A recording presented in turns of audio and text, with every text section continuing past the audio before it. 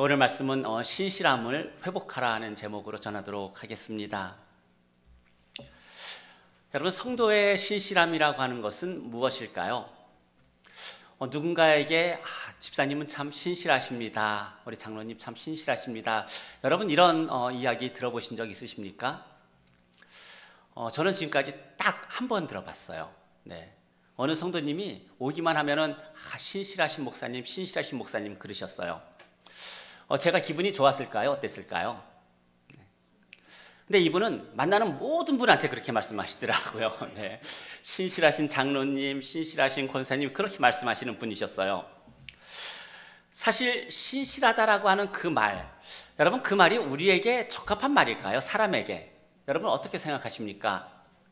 만약 누군가가 나에게 신실하다라고 이렇게 이야기하게 되면은 우리는 그 말을 어떻게 받아들일까요? 사실 신실하다라고 하는 표현이 우리에게 잘 맞지 않는 옷처럼 조금 불편하게 느껴지지만 성경에서는 성도를 신실한 사람이라고 여러분 그렇게 부르고 있어요. 여러분, 근데 신실하다라고 하는 이 말, 여러분 그것이 우리에게 부담이 되는 이유가 뭘까요? 나를 보기 때문이에요. 나만 보기 때문이라고 하는 거죠. 그러다 보니까 전혀 신실해 보이지가 않는 겁니다. 여러분, 유대인들에게 존경받는 인물 2명을 뽑으라면 누구를 뽑을까요? 아브라함. 그 다음에 또 누구를 뽑을까요? 모세. 네. 존경받는 인물을 뽑으라면 아브라함, 그 다음이 모세입니다. 그런데 유대인들에게 신실한 사람을 뽑으라면 누구를 뽑을까요? 믿음의 조상인 아브라함일까요? 아니면은 이스라엘을 애굽에서 인도내서 가나안 땅까지 이끌고 간 모세일까요? 신실한 사람을 뽑으라고 하면은 모세를 뽑습니다. 그래서 이 구약 성경에서 신실한 사람으로 표현된 사람은 모세밖에 없어요. 다윗도 신실하다라고 하는 그런 말은 없어요. 여러분이 신실하다라고 하는 그 의미가 어떤 말일까? 사실 이 신실함은 특별히 겉으로 보여지는 어떤 외적인 의무나 책임에 충실한 사람, 이런 사람들을 신실하다라고 이야기를 합니다. 그래서 흔히들 장로님이나 권사님 같은 분들을 신실하다라고 이야기하고, 또 간혹 우리 형제나 자매 중에서 참 성실하게 그 일에 충실한 형제들을 보게 되면 뭐라고 이야기합니까? 그 형제 참 신실하다, 그 자매 참 신실하다, 여러분 이런 이야기를 합니다. 신약 성경에서 신실한 사람들이 여러 명이 나옵니다. 사도 바울이 자기와 같이 선교 여행을 다녔던 디모데를 신실한 아들이라고 이야기를 합니다. 또한 골로새 교회의 목회자였던 에바브라, 또 바울 서신을 교회들에게 전달했던 두기고, 이들에게는 신실한 일꾼이라고 이야기를 합니다. 그리고 빌레몬의 집에서 종으로 있다가 도망쳤는데 바울을 만나서 복음을 듣고 그리스도인이 된 오네시모, 그 오네시모에게도 신실한 형제라고 이야기하고 있어요. 그래서 이 신실하다라고 하는 그 말은 오늘 신약 성경에서 지칭하고 있는 신실하다는 표현을 보게 되면 결코 우리에게 맞지 않는 그런 옷은 아니라고 하는 겁니다. 우리는 누구나가 다 신실한 하나님의 자녀가 되어야 되고, 신실한 부모가 되어야 하고, 신실한 형제 자매가 되어야 되는 그런 사람들입니다. 예수님께서 마태복음 5장 13절에서 제자들에게 이런 말씀을 하셨어요. 너희는 세상의 소금이니 소금이 만일 그 맛을 잃으면 무엇으로 짜게 하리요? 후에는 아무 쓸데없어 다만 밖에 버려져 사람에게 밟힐 뿐이니라 말씀하셨습니다. 이 말씀의 의미는 뭘까요? 성도는 신실함을 잃어버리면 안 된다는 이야기입니다. 소금의 짠맛이라고 하는 것은 성도로서의 신실함입니다. 어떤 신실함일까요? 하나님께 대한 신실함이고, 우리 함께 예배드리는 형제 자매에 대한 신실함이고, 우리 가정에서의 신실함을 말하고 있는 겁니다. 그래서 예수님께서도 말씀하시는 것이 그 신실함을 잃어버리게 되면 어떻게 된다고 말씀합니까? 버려져서 사람들에게 밟힐 뿐이니라 그렇게 말씀하고 있습니다. 예수님께서 누가복음 10장에서 이제 사람들이 예수님을 시험하려고 누가 이웃입니까를 물었을 때 예수님께서 강도 만난 그 어떤 사람에 대한 이야기를 하십니다. 그때 이렇게 말씀하셨어요. 어떤 사람이 예루살렘에서 여리고로 가다가 강도를 만나서 모든 것 다 뺏기고 거의 죽게 되었을 때 한 제사장이 그 길로 지나가다가 그를 보고 어떻게 했다고 말씀합니까? 피해 갔다고 말씀하고 있어요. 그리고 나서 한 제사장이 또 그 길을 가다가 강도 만난 사람을 봤는데 그를 보고 어떻게 했다고 예수님이 말씀하시냐면은 그도 역시 피해 갔다라고 말씀합니다. 하지만 이제 어떤 사마리아인이 그 길을 가다가 그 사람을 보고 불쌍히 여기고 상처를 싸매주고 주막으로 데려가서 이제 주막 주인에게 그를 치료해 줄 것을 부탁하고 떠났다라고 말씀을 하시면서 이 셋 중에서 누가 내 이웃이냐 그렇게 물으셨습니다. 여러분, 예수님의 이 말씀은 어떤 의미일까요? 예수님은 무엇을 물으신 걸까요? 누가 신실한 사람인가를 물은 겁니다. 제사장이 신실한 사람일까요? 레위인이 신실한 사람일까요? 아니면은 사마리아 사람이 신실한 사람일까요? 예수님은 그 신실함에 있어서 특별히 그 사람의 어떤 직분이나 그 사람의 어떤 외형적인 것을 보고 말씀하지 않아요. 그 마음이 그를 불쌍히 여기는 마음이 있느냐 없느냐를 보시고 예수님은 말씀을 하고 있는 겁니다. 그렇다면 우리 성도들이 당연히 신실한 하나님의 자녀가 되어야 함에도 불구하고 만약 그 신실함을 잃어버린다면 어떻게 될까요? 강도 만난 형제를 보고도 여러분 피해갑니다. 돕질 않아요. 긍휼한 마음이 생기지 않는다는 말씀입니다. 형제가 어려움에 처해도 외면합니다. 자기만 사랑하고 자기 중심으로 모든 것을 바라봅니다. 그래서 레위기 6장에서 이렇게 말씀합니다. 누구든지 주님께 신실하지 못하면 죄를 범한다고 말씀하고 있어요. 어떤 죄를 범하느냐? 강도를 만난 형제를 보고도 외면하고 또 이웃을 속이고 이웃의 것을 도둑질하고도 사실을 부인하고 뿐만 아니라 남의 잃어버린 물건을 내가 주웠는데 그 주운 사실조차도 부인하는 그런 죄를 짓는다라고 말씀하고 있습니다. 오늘 말씀 가운데 나오는 히브리서 독자들은 이제 고난 때문에 특별히 성도의 신실함을 잃어버린 그런 사람들이에요. 지금 잃어버리고 있는 사람들이라는 말씀입니다. 소금이 짠맛을 내야 되는데 그 짠맛을 거의 잃어가고 있는 그런 사람들입니다. 그래서 내 옆에 있는 형제 자매들이 고난 때문에 마치 강도를 만난 사람처럼 지금 죽을 지경이 되었는데 그들을 돌아보지 않고 있는 그런 상황 가운데 놓여 있습니다. 여러분, 왜 그랬을까요? 왜 히브리서 독자들은 옆에 있는 또 함께 살아가는 형제 자매들이 그 어려움을 당하고 있는데도 왜 그들을 돌아보지 않았을까요? 우리가 예를 들어서 함께 예배하는 우리 형제 자매에게 어떤 어려움이 있어요. 아니면 내가 아는 어떤 형제 자매가 어려움이 있어요. 그런데 우리가 그 형제 자매를 돕지 않고 외면할 때는 언제입니까? 내가 어려울 때, 내가 힘들 때 우리는 사실 옆에 있는 사람들을 잘 보지 못합니다. 히브리서 이 독자들이 그랬다는 이야기예요. 이제 그 강도 만난 사람을 도와줘야 됨에도 불구하고 그 이유와 핑계를 어떻게 말하냐면은 내가 힘들다라고 하는 거예요. 나도 어렵다라고 하는 거예요.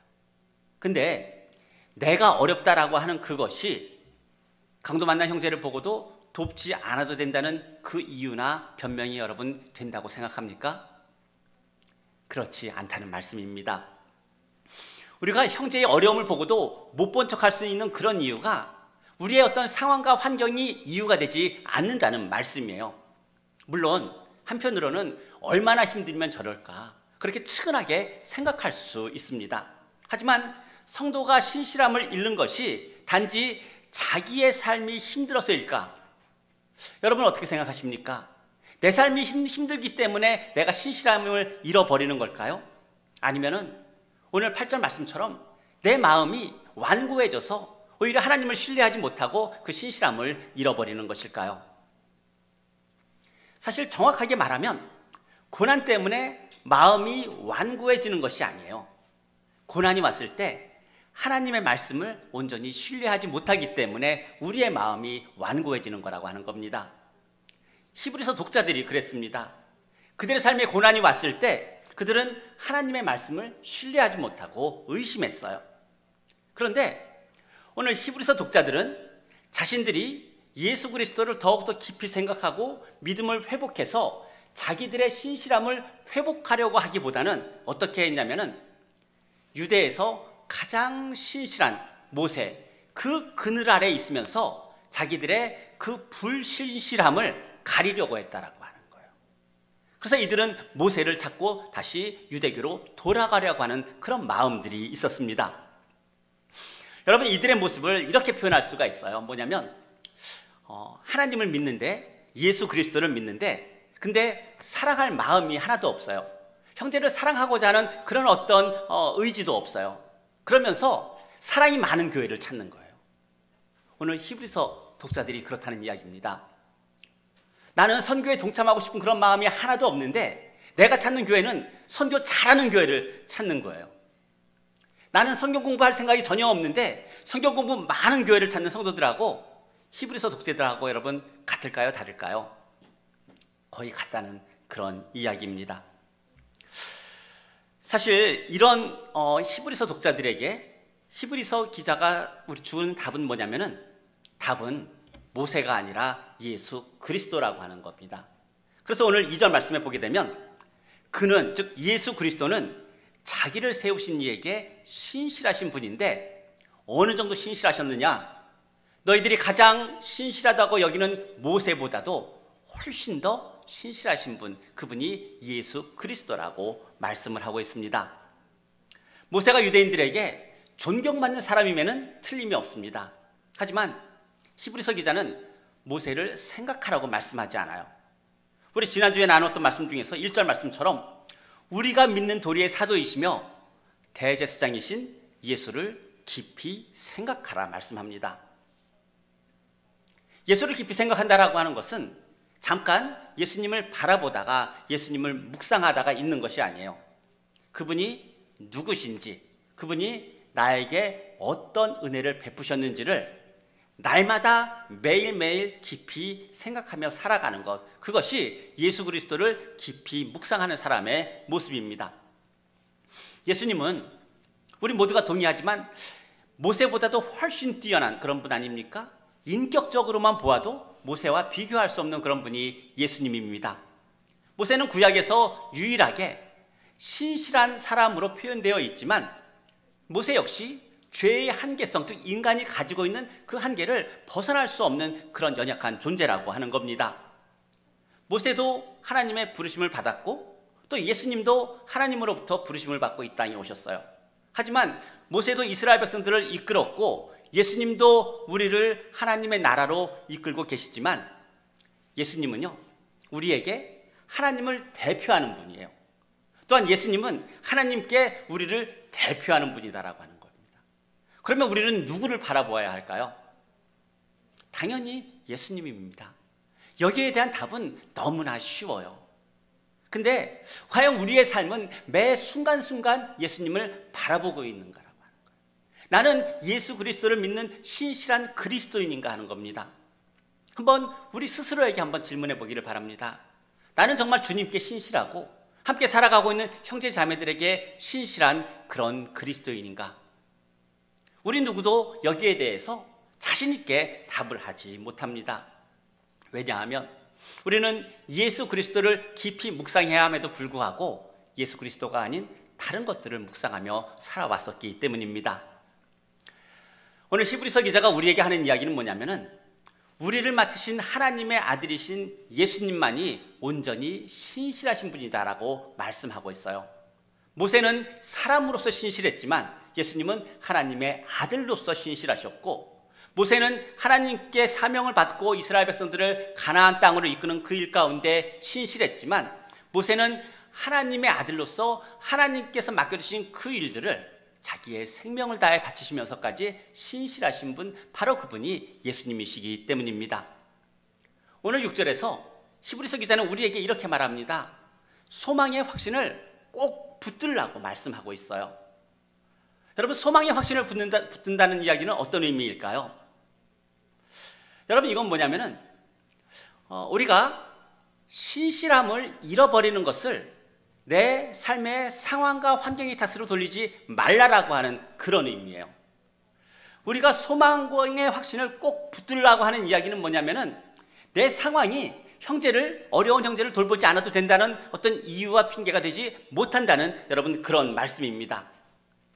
우리는 힘들어하는 분들을 보게 되면은 좀 더 힘내라고 이야기합니다. 예수 그리스도를 바라보라고 이야기합니다. 그런데 오늘 히브리서 기자는 단지 그 고난을 견디라고만 말하지 않아요. 특별히 우리에게 또 히브리서 독자들에게 하는 이야기는 뭐냐면은 고난 중에도 영적인 경험을 멈추지 말라고 이야기를 하고 있는 겁니다. 고난 중에도 신실함을 잃어버리지 말라고 말씀하고 있는 겁니다. 과거의 상처 때문에 눌려있지 말고 현재의 고난 때문에 두려워하지 말고 하늘의 거룩한 부르심을 받은 거룩한 형제 자매로서 예수 그리스도 안에서 소망을 확신하라 말씀하고 있는 겁니다. 그러면서 히브리서 기자는 영적인 경험을 멈추었던 이스라엘의 역사를 언급을 합니다. 이스라엘 백성들이 애굽에서 나와서 광야를 지나 가데스 바네아에 왔을 때 하나님의 말씀에 불순종했던 사건들을 언급을 합니다. 이스라엘 백성들은 애굽에서 나와서 시내산에서 하나님의 언약을 받고 이제 가나안 땅을 향해 가고 있었습니다. 그리고 이제 그 가나안 땅까지 이제 열흘이면 갈 수 있는 가데스 바네아라고 하는 그곳에 도착을 했습니다. 그리고 여호와 하나님께서 이스라엘 백성들에게 말씀합니다. 이제 주저하지 말고 올라가서 차지하라 그렇게 말씀합니다. 그런데 이스라엘 백성들은 하나님의 말씀을 신뢰하지 못합니다.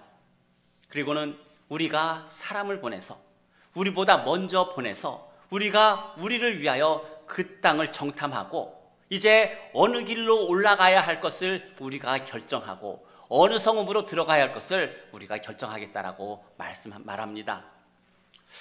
가데스 바네아에서 가나안 땅의 정탐꾼을 보내는 것, 여러분 하나님의 뜻은 아니었어요. 그런데 이스라엘 백성들이 하나님의 말씀을 신뢰하지 못하니까 모세가 어쩔 수 없어서 승낙을 하게 됩니다. 이들이 40일 동안 가나안 땅을 정탐하고 돌아와서 뭐라고 이야기합니까? 아낙 자손은 크고 강함을 내가 보았기 때문에 모세와 아론을 원망하면서 차라리 애굽 땅에서 죽는 것이 차라리 광야에서 죽는 것이 좋다고 그렇게까지 이야기를 합니다. 우리가 어찌하여 여호와가 우리를 이 땅으로 인도하여서 우리로 하여금 칼 앞에 쓰러지게 하는가? 그들은 그렇게 하나님께 불평하고 모세를 원망을 합니다. 그러면서 애굽으로 돌아가자라고 이야기합니다. 그런데 그 60만 명이 넘는 그 많은 사람들 가운데서 모두가 다 하나님을 불신하고 하나님을 신뢰하지 않는 그 상황 가운데서 신실함을 잃지 않는 사람들이 있었어요. 성경에 나오는 여호수아와 갈렙 그리고 모세입니다. 이 세 명뿐이었지만 이들은 그 신실함을 잃지 않고 있었어요. 그 소망을 확신을 놓지 않고 있었다라고 하는 이야기입니다. 그래서 이들은 이렇게 이야기합니다. 여호와께서 우리를 기뻐하시면 우리를 그 땅으로 인도하여 들이시고 그 땅을 우리에게 주시리라 말씀합니다. 10명의 정탐꾼과 60명의 사람들은 하나님의 말씀을 의심했습니다. 그러면서 우리는 할 수 없다고 통곡하고 울었어요. 그런데 여호수아와 갈렙은 어떻습니까? 우리는 하나님의 도우심이 있기 때문에 우리는 할 수 있다. 여러분 그렇게 말하고 있는 거예요. 만일 그 자리에 여호수아 혼자 있었다면 어땠을까요? 아마도 그렇게 담대하지는 못했을 거예요. 옆에 갈렙이라고 하는 또 다른 신실한 형제가 있으니까 더 담대하게 이야기할 수 있었을 겁니다. 여러분 갈렙도 마찬가지입니다. 혼자 있었다면 과연 그렇게 이 산지를 내게 주소서 그렇게 이야기를 할 수가 있을까? 그렇지 않다는 이야기입니다. 그 옆에 여호수아가 있었기 때문이에요. 우리의 삶도 그렇지 않습니까? 여호수아와 갈렙과 같은 그런 신실한 형제 자매들이 나와 함께 있다면 우리도 그 신실함을 잃어버리지 않을 수 있다는 그런 말씀입니다. 그 결과 여러분 이 광야에 나간 세대들은 40년을 지나면서 그 광야에서 모두가 죽게 됩니다. 우리가 특별히 이 가데스 바네아의 이 사건을 통해서 우리가 알게 되는 건 뭐냐면은 그리스도인이라고 하는 사람들은 많다는 이야기예요. 하나님을 믿는다라고 하는 사람들은 60만이나 된다라고 하는 겁니다. 하지만 그 안에서 소망의 영을 확신하면서 그것을 붙들고 있는 신실한 그리스도인들은 많지 않다는 이야기입니다. 세상 사람들이 왜 교회를 신뢰하지 못할까요? 왜 그리스도인들을 신뢰하지 못할까요? 심지어 나도 그리스도인이면서 왜 다른 그리스도인들을 신뢰하지 못할까? 우리가 예배를 덜 드리기 때문일까요? 하나님의 찬양을 좀 덜 하기 때문일까요? 아니면 선교나 봉사나 섬김 이러한 것들을 못하고 있기 때문일까요? 하나님의 일을 맡은 그런 청직임에도 불구하고 여러분 그 신실함을 잃어버렸기 때문이에요. 예수 그리스도를 믿는다라고 말하는데 그 신실함이 없기 때문이에요. 하나님은 우리에게 신실하셨습니다. 예수님도 우리에게 신실하셨습니다. 그런데 우리는 하나님만, 예수님만 우리에게 신실하기를 원합니다. 나는 하나님께 신실하기를 그렇게 원하지 않고 특별히 옆에 있는 형제 자매 함께 살아가는 사람들에게 신실함을 원치 않는다라고 하는 이야기입니다. 그리스도인이 그 신실함을 잃으면 어떻게 될까? 소금이 짠맛을 잃으면 어떻게 될까요? 길에 버려져서 사람들에게 밟힐 뿐이니라 예수님 그렇게 말씀하셨습니다. 히브리서 기자는 오늘 우리에게 이렇게 권면합니다. 그래서 13절 말씀에 보게 되면 아직 오늘이라 일컫는 동안에, 여러분 내일이 아닙니다. 히브리서 기자가 뭐라고 이야기합니까? 아직 오늘이라 일컫는 동안에 매일 피차 서로 권면하고 너희 중에 누구든지 죄의 유혹으로 완고하게 되지 않도록 하라 이렇게 말씀하고 있어요. 뿐만 아니라 14절에서는 우리가 시작할 때 확신한 것을 예수 그리스도를 믿었을 때 그때 느꼈던 그 첫사랑의 그 감정을, 그 사랑에 대한 믿음을 끝까지 견고히 붙잡고 있으면 그리스도와 함께 참여하는 자가 되리라 말씀합니다. 이스라엘 백성들은 가데스 바네아에서 왜 하나님의 말씀을 의심했을까요? 그들의 믿음이 달랐기 때문이에요.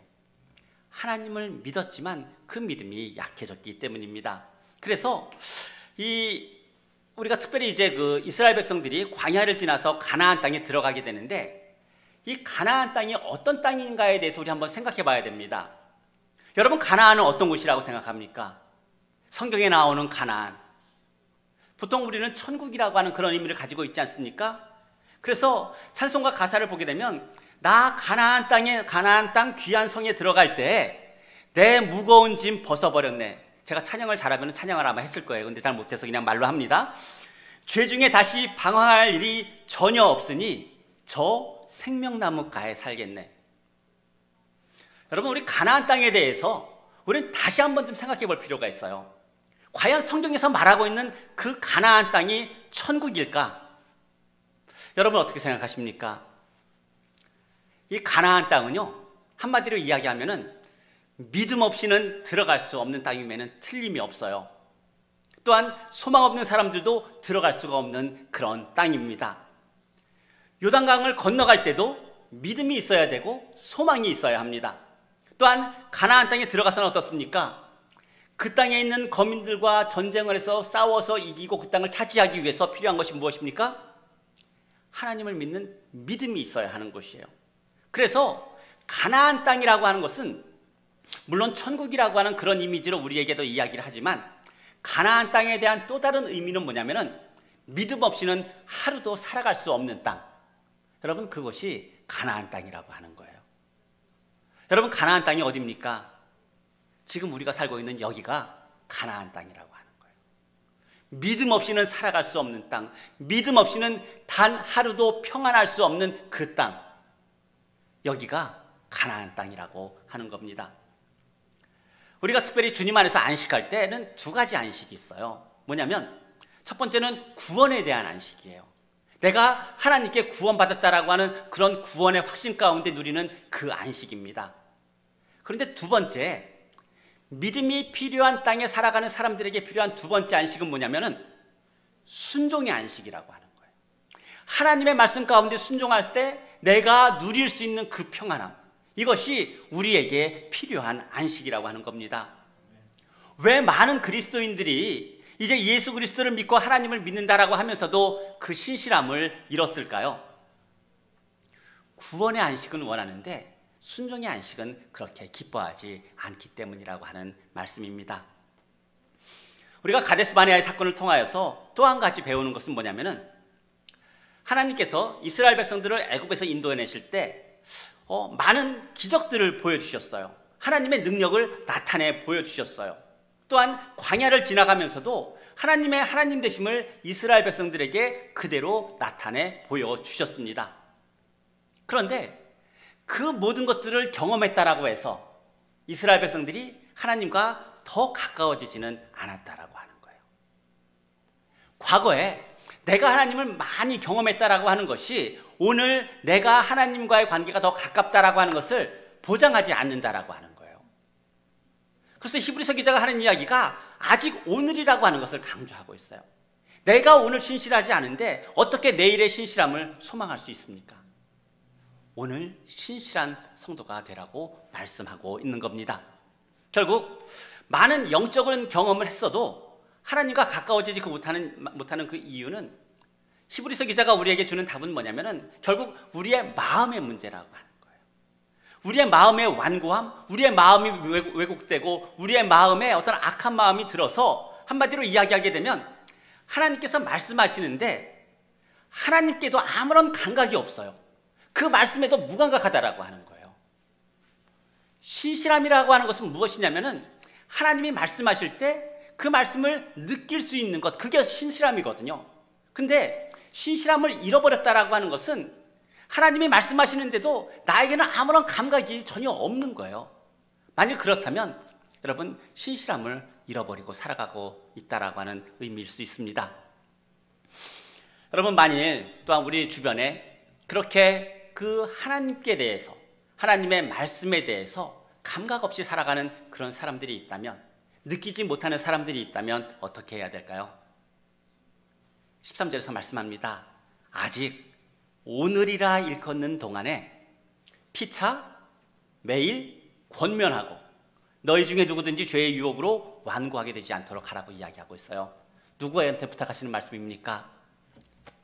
나는 좀 신실하다고 여기는 그 사람들에게 히브리서 기자가 부탁하는 그런 말씀입니다. 우리가 신실함을 잃지 않기 위해서 혼자서는 할 수가 없어요. 같이 해야 합니다.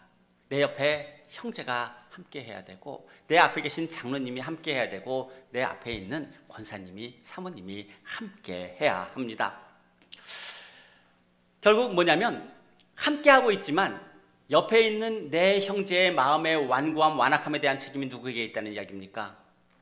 내가 신실하지 못하기 때문에 나에게 있다라고 그렇게 말씀하고 있는 겁니다. 우리가 신실함을 잃지 않기 위해서는 서로가 필요합니다. 혼자서는 할 수가 없다는 이야기입니다. 여호수아에게 갈렙이 있었던 것처럼, 갈렙에게 여호수아가 있었던 것처럼 우리는 서로를 필요로 하는 그런 사람이라는 말씀입니다. 여호수아와 갈렙을 제외한 모든 사람들이 40년 동안 광야에서 죽었습니다. 여러분, 이것은 하나님의 심판일까요? 여러분 어떻게 생각하십니까? 하나님께서 이제 하나님께 불순종한 그 사람들을 광야에서 하나님께서 죽게 하셨다, 여러분 그렇게 생각하십니까? 아니면 믿음이 없는 연약한 사람들을 가나안 땅에 들어가는 것을 막으셨다고 생각합니까? 이들은 분명히 애굽에서 구원을 받아서 나왔어요. 그리고 가나안 땅을 향해 가고 있는 그런 사람들입니다. 그런데 하나님께 불순종했던 사람들, 믿음이 없는 사람들은 광야에서 모두 죽었습니다. 왜 죽었을까요? 그들이 하나님께 불순종했기 때문이기도 하지만 가나안이라고 하는 그 땅은 믿음 없이는 살아갈 수 없는 그런 땅이기 때문이에요. 그래서 하나님께서 그 모든 것들을 막으신 거예요. 믿음 없는 사람들이 가나안 땅에 들어가면 어떡할까요? 결국 그 땅에 종으로밖에 살 수 없다라고 하는 겁니다. 그래서 한편으로 보게 되면은 그 가나안에 들어가지 못하고 광야에서 죽은 세대에 대해서 오히려 하나님께서 은혜를 베푸셨다라고 말씀할 수가 있는 겁니다. 우리가 구원받은 것, 그것은 하나님께서 신실하셨기 때문이에요. 그러나 하나님의 자녀가 우리에게 부탁하신 그 신실하심을 잃고 하나님께 대해서 무감각해지면 결국 하나님은 그렇게 믿음 없는 사람들을 광야에서 죽게 하신 것처럼 우리를 막으실 수도 있는 그런 하나님이신 것을 꼭 기억하게 되기를 바랍니다. 저희 아들이 가끔씩 이제 제 손에 피부를 이렇게 당겼다가 놓을 때가 있어요. 그러면서 이제 피부의 컨디션이 좋으면은 이렇게 당겼다가 놓으면은 금세 제자리로 돌아가지 않습니까? 그러면 제 아들이 그렇게 이야기합니다. 아빠 아직 젊네. 그 이야기를 해요. 근데 좀 이렇게 좀 날씨가 좀 차갑고 그럴 때는 당겨도 잘 안 들어갑니다. 그대로 모양이 있어요. 그때는 아무 말도 안 합니다. 우리가 하나님께, 즉 하나님의 말씀 가운데 감각이 있다라고 하는 것이 그런 거예요. 하나님이 말씀하실 때 그것이 그대로 다시 복원되는 것. 하나님께서 말씀하실 때 우리가 회복되는 것. 하나님께서 말씀하실 때 우리가 다시 소망을 붙잡는 것. 바로 그것이 신실함이다라고 하는 겁니다. 사랑하는 성도 여러분, 매일매일 날마다 매 순간마다 하나님에게서 멀어질까 우리는 조심해야 합니다. 날마다 하나님의 말씀에 대해서 감각을 다시 회복하기를 소망하며 살아가야 합니다. 이스라엘 사람들이 하나님의 말씀을 자기 집안 모든 곳에 붙이면서 그렇게 밤낮으로 나가나 들어가나 하나님의 말씀을 보고 읽었던 것처럼 늘 그렇게 말씀을 가까이 하지 않으면 우리는 나도 모르는 사이에 어떻게 됩니까? 하나님의 자녀로서의 그 신실함을 잃어버리게 된다는 말씀입니다. 오늘 우리 예배를 통해서 스스로에게 좀 약속했으면 좋겠습니다. 뭐냐면 날마다 하나님께도 신실하고 옆에 있는 형제 자매들에게도 신실한 그런 하나님의 자녀 되겠습니다. 우리 가정을 세우고 교회를 세우는 그런 이제 신실한 부모, 신실한 성도 되겠습니다. 또한 서로에게 신실한 그런 형제 되겠습니다. 우리가 예수 그리스도 앞에서 하나님을 예배하면서 나에게 그런 약속을 했으면 좋겠습니다. 주님, 우리의 그 신실함을 회복할 수 있도록 주님 도와주옵소서. 특별히 이제 우리 교회 가운데 신실함이 많은 그런 성도들이 함께하고 또한 이제 예수 그리스도를 믿으면서 예수 그리스도 안에서 자라가는 많은 성도님들도 함께할 때 여호수아와 갈렙이 함께 그 신실함을 유지했던 것처럼 그 신실함 가운데 살아가는 저와 여러분 되시기를 주님의 이름으로 축복합니다. 여러분, 성도는 그 신실함을 잃으면 안 돼요. 그래서 신실함이라고 하는 그 말은 어떤 의미냐면은 우리에게 가장 잘 맞는 옷이에요. 그리스도인들에게 가장 잘 맞는 옷, 신실함.